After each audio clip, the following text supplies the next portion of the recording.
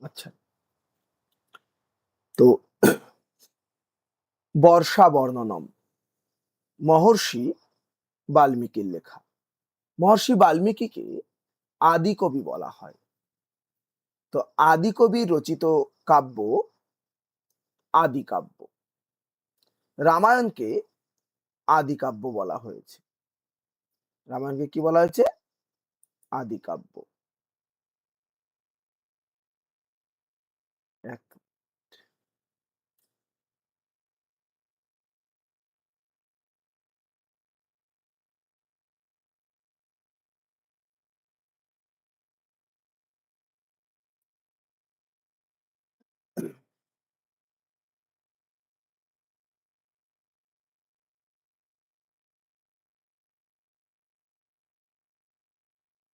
এই বাল্মীকি মুনির আসল নাম রত্নাকর। পেশায় তিনি দস্যু ছিলেন। তিনি ব্রহ্মার আদেশে, নারদের নির্দেশে দীর্ঘদিন তপস্যা করেন। দীর্ঘদিন তপস্যা করতে করতে তার চারদিকে বল্মীকে ঢেকে গিয়েছিল বা উইপোকার ঢিবিতে ঢেকে গিয়েছিল। বল্মীকে ঢেকে গিয়েছিল জন্য তার নাম হয়েছে বাল্মীকি। সেই বাল্মীকি মুনি তিনি রামায়ণ সপ্তকাণ্ড বিশিষ্ট রামায়ণ মহাকাব্যটি রচনা করেছেন। এই রামায়ণ মহাকাব্যের ৭টি কাণ্ড হলো আদিকাণ্ড বা বালকাণ্ড, অযোধ্যাকাণ্ড, অরণ্যকাণ্ড, কিষ্কিন্ধাকাণ্ড, সুন্দরকাণ্ড, লঙ্কাকাণ্ড বা যুদ্ধকাণ্ড এবং উত্তরকাণ্ড। এই রামায়ণ মহাকাব্যে ৭টি কাণ্ড, ৫০০টি অধ্যায়, ৬৬১টি সর্গ এবং ২৪,০০০ শ্লোক রয়েছে। তার যে চতুর্থ কাণ্ড তার নাম কিষ্কিন্ধাকাণ্ড। সেই কিষ্কিন্ধাকাণ্ডের অন্তর্গত বর্ষা বর্ণনম আমাদের পাঠ্য হিসেবে গৃহীত হয়েছে। তো আজকে আমরা কি আলোচনা করব? আজকে বর্ষা বর্ণমের উৎস কি, কবি পরিচিতি, পাঠ্যাংশের বিষয়বস্তু, নামকরণ, আমরা 10টি শ্লোক পাঠ করব এবং যদি কারো প্রশ্ন থাকে সেই প্রশ্ন আমরা আলোচনা করব। প্রশ্ন করবে এবং তার উত্তর কি হবে সেটা বলবো। এবার প্রথম হচ্ছে উৎস। উৎস কি? আদি কবি মহর্ষি বাল্মীকি প্রণীত রামায়ণ আদিকাব্য নামে পরিচিত। এই রামায়ণ মহাকাব্যটি ৭টি কাণ্ডে বিভক্ত। আদিকাণ্ড বা বালকাণ্ড, অযোধ্যাকাণ্ড, অরণ্যকাণ্ড, কিষ্কিন্ধাকাণ্ড, সুন্দরকাণ্ড, যুদ্ধকাণ্ড বা লঙ্কাকাণ্ড এবং উত্তরকাণ্ড। এই ৭টি কাণ্ডের মধ্যে যে চতুর্থ কাণ্ড রয়েছে কিষ্কিন্ধাকাণ্ড, সেই কিষ্কিন্ধাকাণ্ডের ২৮তম সর্গে মোট ৬৬টি শ্লোকে রাম কর্তৃক বর্ষার বর্ণনা রয়েছে। এই ৬৬টি শ্লোকের মধ্যে 10টি শ্লোক নিয়ে বর্ষা বর্ণনম পাঠ্যাংশটি সংকলিত হয়েছে। সুতরাং বর্ষা বর্ণনমের উৎস রামায়ণের কিষ্কিন্ধাকাণ্ড। ওই রাবণ সীতাকে হরণ করে নিয়ে যাওয়ার পর রাম এবং লক্ষ্মণ সীতার অন্বেষণে বেরোয়। বেরিয়ে তারা কিষ্কিন্ধায় গিয়ে উপস্থিত হয়। সেখানে উপস্থিত হয়ে মাল্যবান পর্বতে অবস্থানকালে বর্ষাকাল শুরু হয়। সেই বর্ষাকালের অপরূপ শোভা বা সৌন্দর্যের বর্ণনা রামচন্দ্র তার অনুজ বা ছোট ভাই লক্ষ্মণের কাছে করেছেন। এবার কবি পরিচিতি। যে সেই বাল্মীকি মুনি তমসা নদীর তীরে গিয়েছিলেন শিষ্যদের সাথে। সেখানে গিয়ে স্নান করার জন্য গেছেন। তিনি সেই সময় সেখানে গিয়ে দেখেন দুটি ক্রৌঞ্চ যুগল একটি গাছের ডালে বসেছিল। এবার সেখানে একটি ব্যাধ আসে। ব্যাধ মানে যারা তীর ধনুকের দ্বারা তীরের দ্বারা পশু পাখি শিকার করে। সেই নিষাদ বা ব্যাধ এসে ক্রৌঞ্চ যুগলের মধ্যে পুরুষ ক্রৌঞ্চ পাখিটিকে তীরের দ্বারা বিদ্ধ করে এবং সেই ক্রঞ্চটি মারা যায়।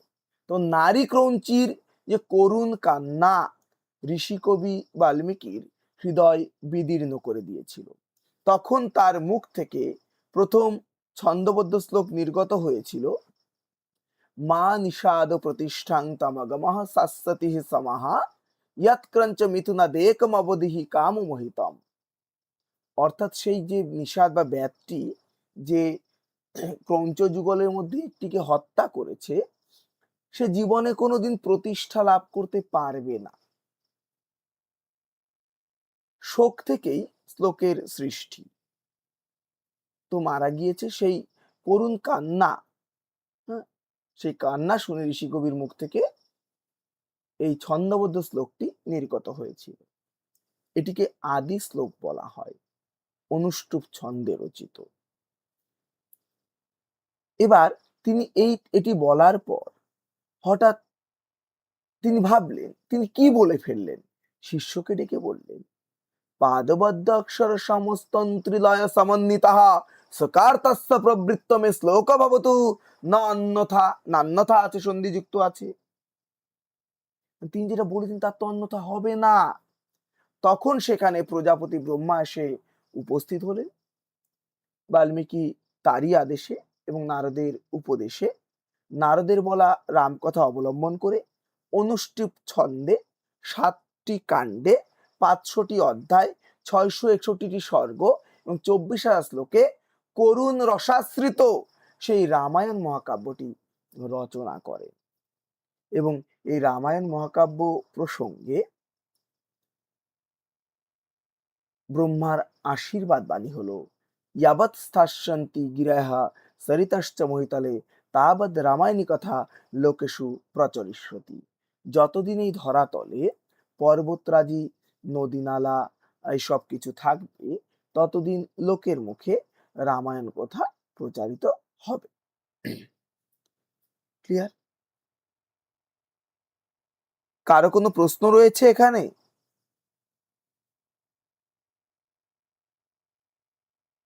নেই। পরের স্লাইডে যাব। এবার হচ্ছে বিষয়বস্তু। যে কিষ্কিন্ধায় গিয়ে কি করলো, সুগ্রীবের কথা মতো বালিকে বধ করলো। বালিকে বধ করার পর সুগ্রীবকে কিষ্কিন্ধার রাজা করল। তো সুগ্রীবের রাজ্যাভিষেক হয়ে গেল। তখন রাম মাল্যবান পর্বতে অবস্থান করছিলেন। এমন সময় বর্ষাকাল আগত হলে রাম তার অনুজ মানে ছোট ভাই লক্ষণকে বর্ষা ঋতুর অপূর্ব শোভা দেখার অনুরোধ জানিয়ে বর্ষাকালের বর্ণনা করেছেন। লক্ষণকে বলেছে, লক্ষণ দেখো, বর্ষাকাল উপস্থিত হয়েছে। পর্বতের মতো বিশাল বিশাল মেঘে আকাশ আচ্ছাদিত হয়ে পড়েছে বা ঢাকা পড়েছে। কেতকী ফুলের গন্ধ মিশ্রিত কর্পূরের মতো শীতল বাতাস বইছে। আকাশে টুকরো টুকরো জমা মেঘ দেখে মনে হচ্ছে আকাশ যেন পাহাড়ে ঘেরা শান্ত মহাসমুদ্র। উড়ন্ত বকেরা মেঘের গলায় মালার মতো শোভা পাচ্ছে। যে পর্বতের মতো আকৃতি বিশিষ্ট মেঘেরা যুদ্ধভূমিতে অবস্থিত হাতির মতো গর্জন করছে। বর্ষার বিকেলে বনভূমি অধিক শোভা পাচ্ছে। জলের ভীষণ ভার বহন করতে করতে মেঘেরা ক্লান্ত হয়ে পর্বত শৃঙ্গে বিশ্রাম করছে। এমন সময় নদীগুলি আপন বেগে বয়ে চলেছে, মেঘেরা বর্ষণ করছে। প্রিয়া বিরহীরা তার প্রিয়তমার কথা চিন্তা করছে। বানরেরা উৎফুল্ল হয়ে উঠেছে। বনের প্রান্তে কোথাও ভ্রমর গুঞ্জন করছে, কোথাও ময়ূর নাচছে, কোথাও হাতিরা গর্জন করছে।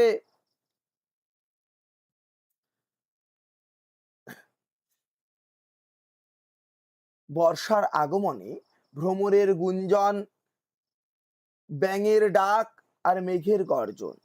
ভ্রমরের গুঞ্জন হচ্ছে বীণার মধুর ধ্বনি, ব্যাঙের ডাক যেন কণ্ঠ তাল সদৃশ, আর মেঘের গর্জন যেন মৃদঙ্গ বাদ্য তুল্য।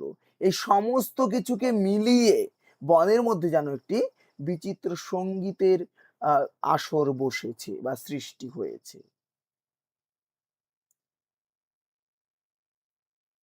এই গেল আমাদের বিষয়বস্তু। এবার আসছি নামকরণে।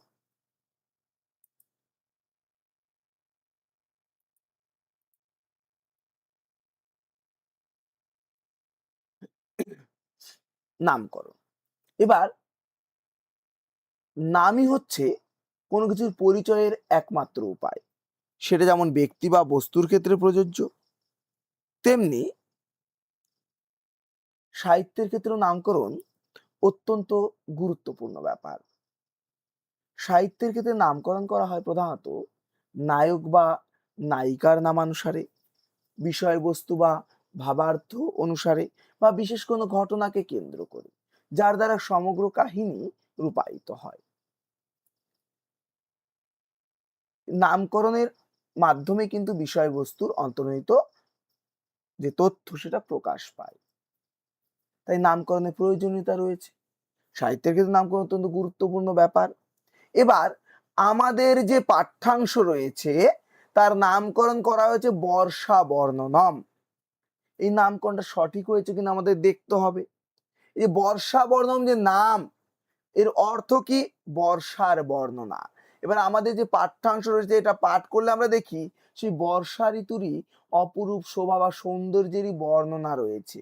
এখানে মূলত মেঘের বর্ণনা, বর্ষণের বর্ণনা, ময়ূরের নাচ মানে বর্ষাকালে, ব্যাঙেদের ডাক, বিদ্যুতের ঝলকানি, বর্ষার ছবি কিন্তু ফুটে উঠেছে।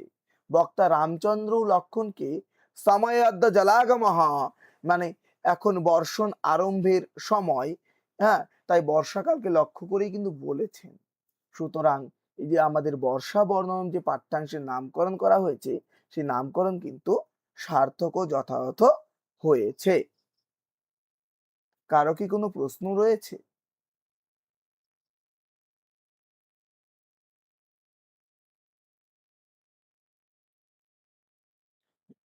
এবার চলে আসি আমরা প্রথম শ্লোকে। প্রথম শ্লোকটা কি রয়েছে? অয়ং স কালঃ সংপ্রাপ্তঃ সময়দ্য জলাগমঃ সংপশ্যতং নভ মেঘৈ সংবৃতং গিরিসন্নিভৈ। ওটা মেঘই হবে, ঘ হবে। অয়ং স কালঃ, অয়ং মানে এই, স কালঃ মানে এই সেই কাল, সংপ্রাপ্তঃ উপস্থিত হয়েছে, সময় অদ্য জলাগমঃ সময় মানে কাল বা সময়, অদ্য মানে আজ বা এখন, জলাগমঃ মানে জল আগমনের, মানে এখন বর্ষণ আরম্ভের সময়, বর্ষণের সময়। সংপর্শ মানে দেখো, তম মানে তুমি, তুমি দেখো কাকে বলেছে? লক্ষণকে উদ্দেশ্য করে বলেছে। নভ মানে আকাশ, মেঘ ওই মেঘেদের দ্বারা, সংবৃতং মানে আচ্ছাদিত বা ঢেকে আছে, গিরি সন্নিভৈ মানে পর্বতের মতো বা পাহাড়ের মতো মেঘগুলির দ্বারা বা পর্বত তুল্য মেঘগুলির দ্বারা। আমরা শ্লোক পড়ার সময় অন্বয় করে পড়ে থাকি, মানে শ্লোকে তো থাকে সরাসরি আক্ষরিক অর্থ ধরে করা যায় না, তো এটা মিলিয়ে পাঠ বা অন্বয় করে পাঠ। আমি শব্দার্থ তাই উল্লেখ করে দিয়েছি যাতে তোমাদের দেখতে সুবিধে হয়। অয়ং মানে এই, স মানে সেই, কালহ মানে কাল বা সময়, সংপ্রাপ্ত মানে উপস্থিত হয়েছে, সময়ও মানে সময়, অদ্য মানে আজ, জলাগমহ মানে বর্ষণের বা জল আগমনের, সংপর্শ মানে দেখো, তম মানে তুমি, নবহ মানে আকাশ, মেঘই মানে মেঘেদের দ্বারা, দ্বারা দেখো তৃতীয়া, সংবৃতাং মানে ঢাকা পড়েছে, গিরি সন্নিভৈ মানে পর্বত তুল্য বা পাহাড়ের মতো। তাহলে কি বলেছে? এই সেই কাল উপস্থিত হয়েছে, এখন বর্ষণ আরম্ভের সময়। লক্ষণকে বলছে যে তুমি দেখো পাহাড়ের মতো বা পর্বতের মতো মেঘগুলি দ্বারা আকাশ আচ্ছাদিত হয়ে আছে বা ঢাকা পড়েছে। পরের স্লাইডে যাই। 2 নম্বর শ্লোক। মেঘদর বিনির্মুক্তঃ কর্পূরদল শীতলঃ সক্কমঞ্জলিভিঃ পাতুং বাতাঃ কেতকগন্ধিনঃ। মেঘদর বিনির্মুক্তঃ মানে মেঘ, উদর মানে পেট, মেঘের উদর থেকে নির্গত, বিনির্মুক্ত মানে নির্গত, কর্পূরদল শীতলঃ মানে কর্পূর মিশ্রিত জলের মতো শীতল, সক্কম মানে পারা যায় বা সম্ভব, অঞ্জলিভিঃ মানে অঞ্জলি ভরে, পাতুং বাতাহা পাতুং মানে পান করার যোগ্য, পান করা, বাতা মানে বাতাসকে, আমরা তো জল পান করি, যে বাতাসটা এত শীতল ছিল যেন সেই গরমের সময় মনে হচ্ছে যে বাতাসটাকে অঞ্জলি ভরে পান করি। এবং সেই বাতাসটা কেমন? কেতক গন্ধিনহা, কেতকী ফুলের গন্ধযুক্ত। তাহলে কি দাঁড়ালো? মেঘ দর বিনির্মুক্তা, মেঘের উদর থেকে নির্গত। কারণ মেঘ কি? শীতল, শীতল বস্তু, যে কোনো উষ্ণ বস্তু শীতল বস্তুর সংস্পর্শে আসলে শীতল হয়। তাই মেঘের উদর থেকে যদি নির্গত হয় সেই বাতাস অবশ্যই ঠান্ডা হবে, শীতল হবে। কর্পূর দল শীতলাহা, আবার কি বলেছে? যে কর্পূর খণ্ডের মতো শীতল। এখানে বানান ভুল আছে, আর পিডিএফ এ বানান কারেকশন করা আছে। কর্পূর মিশ্রিত জলের মতো শীতল। কর্পূর মিশ্রিত জল মানে জলের মধ্যে যদি কর্পূর মেশানো হয় তাহলে আরো বেশি শীতল হয়। তাই কর্পূর খণ্ডের মতো শীতল। শক্য মানে যোগ্য, অঞ্জলিভি মানে অঞ্জলি ভরে, পাতুং মানে পান করার, বাতা মানে বাতাস, কেতকী কেতক গন্ধিনা মানে কেতকী ফুলের গন্ধ মিশ্রিত। তাহলে কি বলছে? মেঘের উদর থেকে নির্গত কর্পূর মিশ্রিত জলের মতো শীতল কেতক ফুলের গন্ধযুক্ত এই বাতাস অঞ্জলি ভরে পান করার যোগ্য। মানে সেই গরমের সময় মনে হয় সেই বাতাসকে অঞ্জলি ভরে পান করি। বর্ষাকালে কোথাও বৃষ্টি হয়, কোথাও হয় না, সামান্য পার্থক্যেই কিন্তু বৃষ্টি হচ্ছে, আবার কোথাও হচ্ছে না। এবার যদি এখানটা গরম থাকে, আশেপাশে যদি কোথাও বৃষ্টি হয়, তাহলে একটা শীতল বাতাস বয় এবং আমরা অনুভব করি, তখন আমাদের আরো বেশি ভালো লাগে সেই শীতল বাতাসটা। এবং বর্ষাকালে কেতকী ফুল ফুটে, সুগন্ধযুক্ত বাতাস কি সেই সুগন্ধটাকে, কেতকী ফুলের সুগন্ধকে বয়ে নিয়ে আসে। তাহলে এক তো শীতল বাতাস এবং কেতক ফুলের গন্ধযুক্ত, তাই মনে হয় সেই গরমের সময় সেই অঞ্জলি ভরে যেন সেই বাতাসটাকে আমরা পান করি বা পান করার যোগ্য। বাতাস তো আমরা অনুভব করি, পান করতে পারি না, কিন্তু সেই এত শীতলতা দেয় যাতে মনে হয় যে পানের যোগ্য, পান করি। পরের স্লাইডে যাচ্ছি, 3 নম্বর শ্লোক। कचित् अप्रकाशं कचित् अप्रकाशं नभः प्रकीर्णाम्बुधरं विभाति कचित् कचित् पर्वतसं निरुद्धं रूपं यथा शान्तमहार्णवस्य। কচিত মানে কোথাও, প্রকাশং মানে প্রকাশিত হচ্ছে, প্রকাশ পাচ্ছে। কচিত অপ্রকাশং, আবার কোথাও অপ্রকাশিত অবস্থায় থাকছে, মানে কোথাও স্বচ্ছ বা পরিষ্কার, কোথাও অস্বচ্ছ বা অপরিষ্কার, কোথাও দেখা যাচ্ছে, কোথাও দেখা যাচ্ছে না। নভঃ মানে আকাশ, প্রকীর নাম্বুধরং বিভাতি, অম্বুধর মানে মেঘ, প্রকীর নাম্বুধরং মানে কোথাও বিচ্ছিন্ন মেঘমালায়, মানে কোথাও মেঘ আছে, কোথাও মেঘ নেই, মানে আকাশ বিচ্ছিন্ন মেঘমালায় আবৃত হওয়ার কারণে কোথাও প্রকাশিত হচ্ছে, কোথাও অপ্রকাশিত অবস্থায় থেকে যাচ্ছে। মানে কোথাও স্বচ্ছ মানে পরিষ্কার, কোথাও অপরিষ্কার। যেখানে মেঘ নেই সেখানে পরিষ্কার আকাশ, যেখানে মেঘ আছে সেখানে অপরিষ্কার আকাশ বা ঠিকঠাক দেখা যাচ্ছে না। তাই বলছে যে কোচিত মানে কোথাও, প্রকাশ মানে প্রকাশিত, কোচিত মানে কোথাও, অপ্রকাশ মানে অপ্রকাশিত, নভ মানে আকাশ, প্রকীর্ণম্বুধরং মানে মেঘাবৃত, বিভাতি মানে শোভা পাচ্ছে, কোচিত কোচিত আবার কোথাও কোথাও, পর্বত সং নিরুদ্ধং পর্বতের দ্বারা রুদ্ধ, অবরুদ্ধ মানে আটকে রয়েছে, রূপং ইয়থা শান্তম অর্ণবস্য সে আকাশকে তখন দেখে মনে হয়, অর্ণব মানে কি? সমুদ্র, মহা অর্ণবস্য শান্ত মহাসমুদ্রের মতো মনে হচ্ছে। তাহলে কি দাঁড়াচ্ছে যে আকাশ বিচ্ছিন্ন মেঘমালায় আবৃত বলে কোথাও স্থানে স্থানে অস্পষ্ট, আবার মেঘের অভাবে স্থানে স্থানে স্বচ্ছ দেখাচ্ছে। আকাশকে যেন মধ্যে মধ্যে পর্বতের দ্বারা রুদ্ধ শান্ত মহাসাগরের রূপের মতো প্রতিভাত হচ্ছে বা দেখা যাচ্ছে। তাহলে শান্ত মহাসমুদ্রের মতো কাকে লাগছে? আকাশকে লাগছে, আকাশকে মনে হচ্ছে। কারো প্রশ্ন রয়েছে এই শ্লোকে?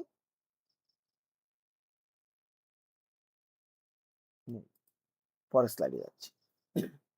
বিদ্যুৎ পতাকাः सबलकमलः শৈলেন্দ্র কুটাকৃতি সন্নিকাশাः গর্জন্তি মেঘাः সমুদীর্ণ নাদা মত্তা গজেন্দ্র ইব সংগস্তাः।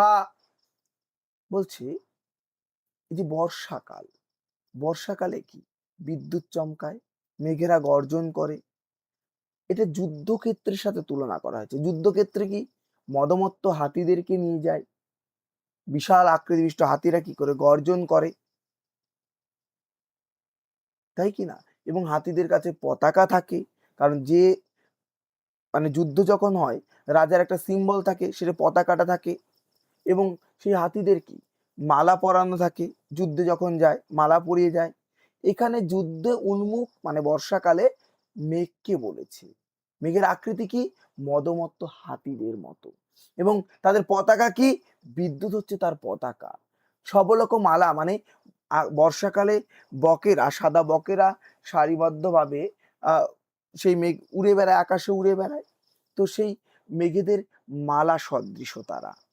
তাই বলছে বিদ্যুৎ পতাকা মানে বিদ্যুৎ রূপ পতাকা, সবলক মালা মানে বলাকা শ্রেণী বা বক শ্রেণীরূপ মালা সহ, শৈলেন্দ্র মানে গিরিরাজের কূটাকৃতি মানে শিখর বা আকৃতি, হম, সন্নিকাশা মানে মতো, গর্জন্তি মানে গর্জন করছে, মেঘা মানে মেঘেরা, সমদীর্ণ নাদা মানে উচ্চ গম্ভীর ধ্বনিতে, মত্তাহা মানে মত্ত, গজেন্দ্রা মানে গজরাজের, এব মানে মতো, সংযুগস্থা মানে যুদ্ধভূমিতে থাকা। তাই কি বলেছে যে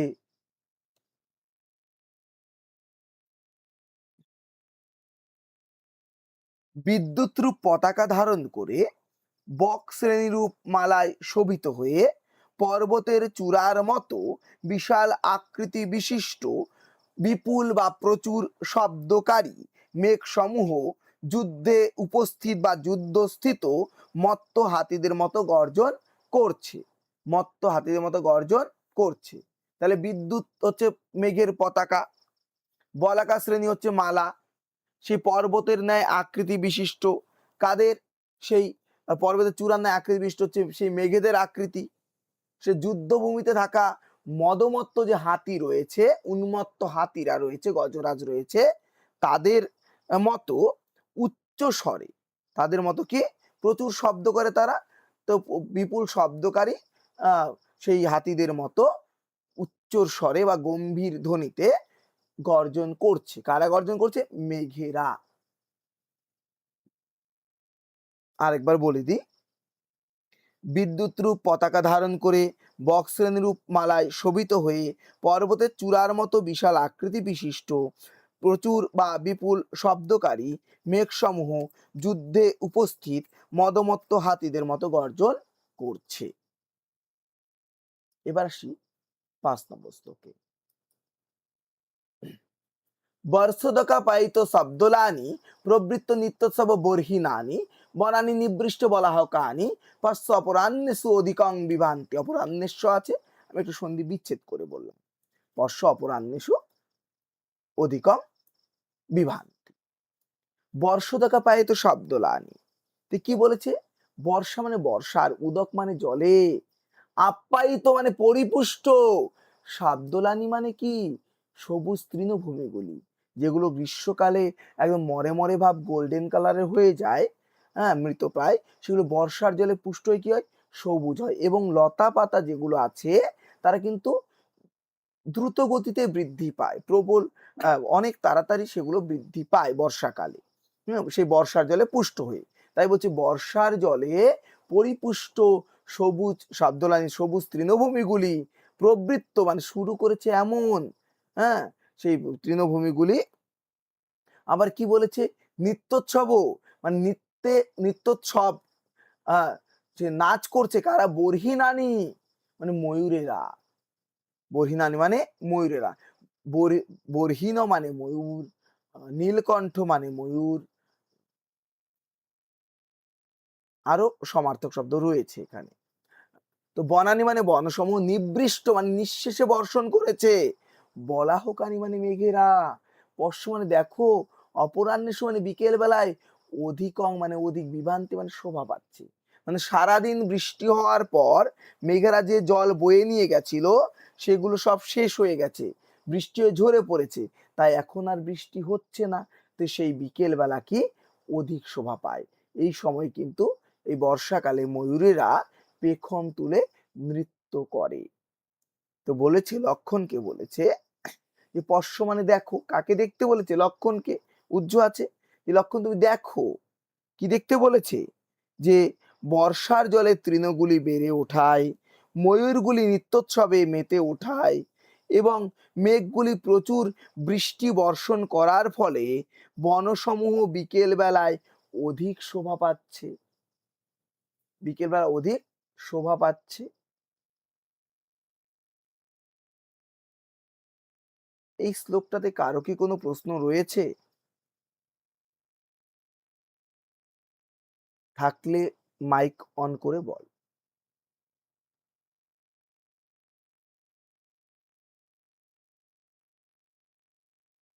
আচ্ছা,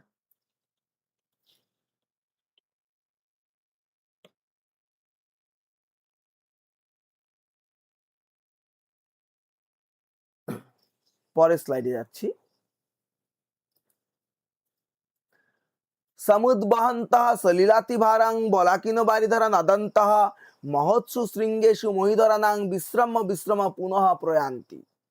সমুদ বহন্ত মানে বহন করতে করতে, সলিলাতি ভারং, সলিল মানে জল, জলের প্রবল ভার বা ভীষণ ভার, বলাকিনো, বলাকিনো মানে বলাকা শোভিত, বকেদের দ্বারা শোভিত, বাড়ি ধরা, বাড়ি মানে জল, জলকে কারা ধারণ করে?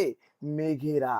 নদন্তঃ মানে গর্জন করতে করতে, মহৎসু শৃঙ্গেষু মহিধরানাং বিশ্রম্য বিশ্রম্য পুনঃ প্রয়ান্তি। মহৎসু শৃঙ্গেষু মানে বিরাট পর্বতের চূড়াগুলিতে, মহিধরানাং মানে পর্বতের, মহৎসু শৃঙ্গেষু মানে উঁচু বা মহান চূড়াগুলিতে, বিশ্রম্য বিশ্রম্য বিশ্রাম করে করে, পুনঃ প্রয়ান্তি পুনরায় যাত্রা শুরু করছে। দেখ, যে কোনো কিছু যদি কেউ বহন করে নিয়ে যায়, ক্লান্তি তো আসবেই, তাই বিশ্রামের প্রয়োজন। তো মেঘেরও বিশ্রামের দরকার রয়েছে, তাই মেঘেরাও কি করছে? সেই পর্বতের চূড়াগুলিতে বিশ্রাম করে করে আবার যাত্রা শুরু করছে বা চলছে। তাই কি বলেছে? সমুদ্বহন্ত মানে বহন করতে করতে, সলিলাতি ভারং জলের ভীষণ ভার, বলাকিনো মানে বকেদের দ্বারা শোভিত হয়ে, বাড়ি ধরা মানে মেঘেরা, নদন্তঃ মানে গর্জন করতে করতে, মহৎসু শৃঙ্গেষু, বানানটা একটু ভুল আছে, আহ মানে সুউচ্চ শৃঙ্গগুলিতে, মহিধরানাং মানে পর্বতগুলির, বিশ্রম্য মানে বিশ্রাম, বিশ্রম বিশ্রম মানে বিশ্রাম করে করে, পুনঃ মানে পুনরায়, প্রয়ান্তি মানে যাত্রা শুরু করছে। তাহলে কি দাঁড়ালো এই শ্লোকটার অর্থ? জলের প্রবল ভার বহন করতে করতে, বকেদের দ্বারা শোভিত হয়ে, গর্জন করতে করতে, মেঘসমূহ পর্বতের উঁচু চূড়াগুলিতে বিশ্রাম করে করে পুনরায় যাত্রা শুরু করছে বা এগিয়ে চলেছে।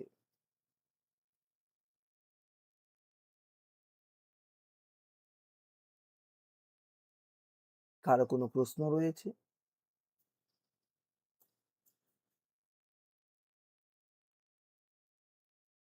নেই। এবার ৭ নম্বর যে শ্লোক রয়েছে, তোদের বইতে ৪ লাইনে দেওয়া আছে, আমি ২ লাইনে করেছি।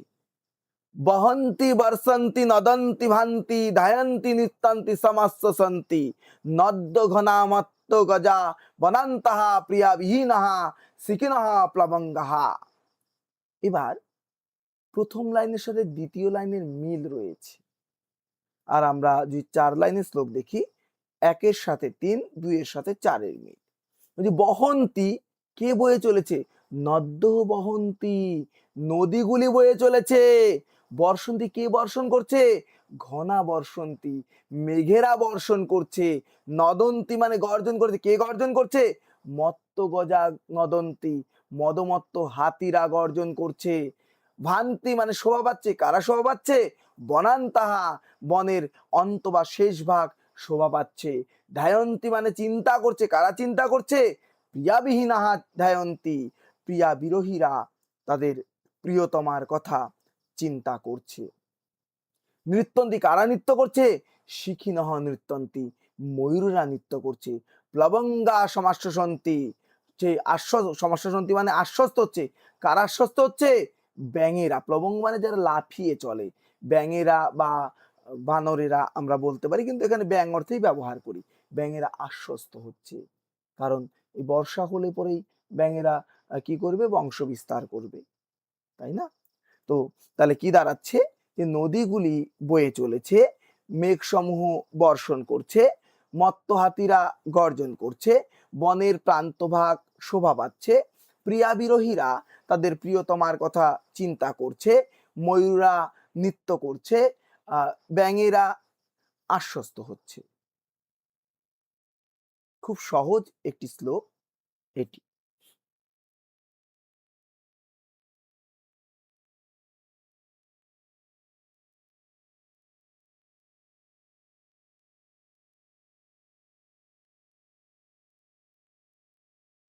পরের শ্লোকে যাচ্ছি। তরিত পতাকাভি অলঙ্কৃতানাম উদীর্ণ গম্ভীর মহারবানাম বিভান্তি রূপানি বলাহকানাং রণৎসুকানামিব বারনানাম। তরিত পতাকাভি মানে বিদ্যুৎ রূপ পতাকা দ্বারা, বিদ্যুৎ রূপ পতাকা দ্বারা। অলঙ্কৃত নাম মানে অলঙ্কৃত, উদীর্ণ মানে অধিক, গম্ভীর মানে গম্ভীর, মহারবানাম মানে মহারবানাম, রব মানে শব্দ, মানে ভীষণ গর্জনকারী, বিভান্তি মানে শোভা পাচ্ছে, রূপানি মানে রূপ বা সৌন্দর্য, বলাহ কানাং মানে মেঘেদের, রণৎসুকানামিব মানে যুদ্ধে উন্মুখ, ইব মানে মতো, বারণা মানে হাতিদের। তাহলে কি বলছে, বিদ্যুৎ রূপ পতাকা দ্বারা অলঙ্কৃত, মেঘের পতাকাকে বিদ্যুৎ, তাহলে বিদ্যুৎ রূপ পতাকা দ্বারা অলঙ্কৃত, তাই বলছে তরিত পতাকা আভি অলঙ্কৃত নাম উদীর্ণ গম্ভীর মহারবা নাম। উদীর্ণ গম্ভীর মানে অত্যন্ত গম্ভীর বা ভীষণ গর্জনকারী, ঠিক আছে, অন্যয় করে পড়তে হবে, ভীষণ গর্জনকারী। কারা গর্জন করছে, মেঘেরা, তো মেঘেদের সে রূপ বা সৌন্দর্য, রণৎসুকানামিব যুদ্ধে উন্মুখ, বারণা নাম হাতিদের মতো, বিভান্তি মানে শোভা পাচ্ছে, শোভা পাচ্ছে। তাই শ্লোকটার অর্থ আমি আরেকটু সংক্ষেপে বলে দিই, যে বিদ্যুৎ রূপ পতাকা দ্বারা অলঙ্কৃত, গম্ভীর ও ভীষণ গর্জনকারী মেঘ সমূহের আকৃতি যুদ্ধে উন্মুখ হাতিদের মতো দেখাচ্ছে, হাতিদের মতো দেখাচ্ছে।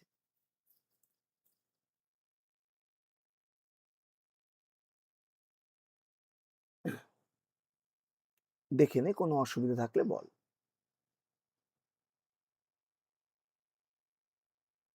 পরের স্লাইডে আসি। কোচিৎ প্রগীতাইব শটপদৌঘৈ, কোচিৎ প্রণীতাইব নীলকণ্ঠৈ, কোচিৎ প্রমত্তাইব বারণেন্দ্রৈ, বিভান্তি অনেকাস্ত্রাইন বনন্তাহা। কোচিৎ মানে কোথাও, প্রগীতা মানে গুঞ্জন, ইব মানে মতো, শটপদৈঘৈ মানে কি, যে ভ্রমর পুঞ্জের দ্বারা, শটপদ মানে ছটি পা, কার রয়েছে, ভ্রমরের রয়েছে, ভ্রমরদের দ্বারা। কোচিৎ মানে কোথাও, প্রণীতা মানে নৃত্য করায়, ইব মানে মতো, নীলকণ্ঠই, এখানে কণ্ঠে আছে, কণ্ঠই হবে, মানে ময়ূর কুলের দ্বারা, নীলকণ্ঠ মানে এর কণ্ঠ নীল, ময়ূর। কোচিৎ মানে কোথাও, প্রমত্তা মানে মদমত্ত বা প্রমত্ত আচরণ, ইব মানে মত, বারণেন্দ্রই মানে হস্তি যুগলের বা হাতিদের দ্বারা, বিভান্তি মানে শোভা পাচ্ছে, অনেকাশ্রয়ী নহ মানে অনেকের আশ্রয়ী রূপে বা অনেক কিছুকে আশ্রয় করে, বনান তাহা বনের প্রান্ত ভাগগুলি। তাই শ্লোকটার অর্থ কি, যেন কোথাও ভ্রমরদের সঙ্গে সঙ্গীত করায়, যেন কোথাও ময়ূরগণের সাথে নৃত্য করায়, যেন কোথাও গজরাজদের সঙ্গে উন্মত্ত হয়ে বনের প্রান্তভাগগুলি অনেকের আশ্রয় রূপে শোভা পাচ্ছে।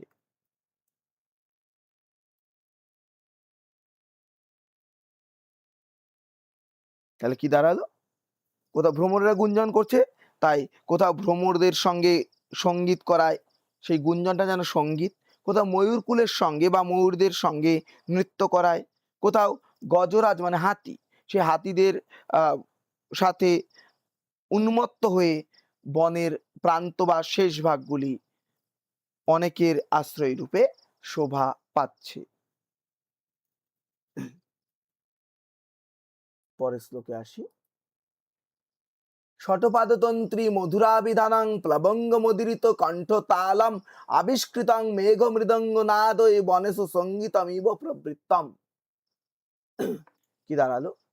শটপাদ মানে ভ্রমর, তন্ত্রী মানে বীণার, মধুর মানে মধুর, অভিধানং শব্দ, প্লবঙ্গম মানে ব্যাঙের, উদীরিত মানে উচ্চারিত, কণ্ঠ মানে কণ্ঠধ্বনির, তালম মানে তাল, আবিষ্কৃতং মানে প্রকাশিত হয়েছে, মেঘ মানে মেঘের, মৃদঙ্গ নাদই মৃদঙ্গ নাদের দ্বারা, বনেশু মানে বনে বনে বহুবচন আছে, সঙ্গীতম মানে সঙ্গীতের, ইব মানে মত, প্রবৃত্ত মানে আরম্ভ হয়েছে। তাহলে ভ্রমর রূপ বীণার মধুর ঝংকার, ভ্রমরের গুঞ্জন যেন বীণার মধুর ধ্বনি সদৃশ। তারপর কি বলছে? ব্যাঙেদের উচ্চারিত কণ্ঠধ্বনি যেন তাল, তাই বলেছে ব্যাঙেদের কণ্ঠধ্বনি যেখানে তাল সদৃশ, মেঘেদের গর্জন যেন মৃদঙ্গ নাদের দ্বারা। তাহলে মেঘেদের গর্জন যেখানে মৃদঙ্গ বাদ্য তুল্য, সেই রকম সঙ্গীত বনের মধ্যে যেন আরম্ভ হয়েছে, সেই রকম সঙ্গীত বনের মধ্যে যেন আরম্ভ হয়েছে। তাই বলেছে ভ্রমর গুঞ্জন যেখানে বীণার মধুর ধ্বনি সদৃশ, ব্যাঙেদের কণ্ঠধ্বনি যেখানে তাল সদৃশ, মেঘের গর্জন যেখানে মৃদঙ্গ বাদ্য তুল্য, সেই রকম সঙ্গীত বনের মধ্যে যেন আরম্ভ হয়ে গেছে। কারো কোনো প্রশ্ন থাকলে এখন নেব।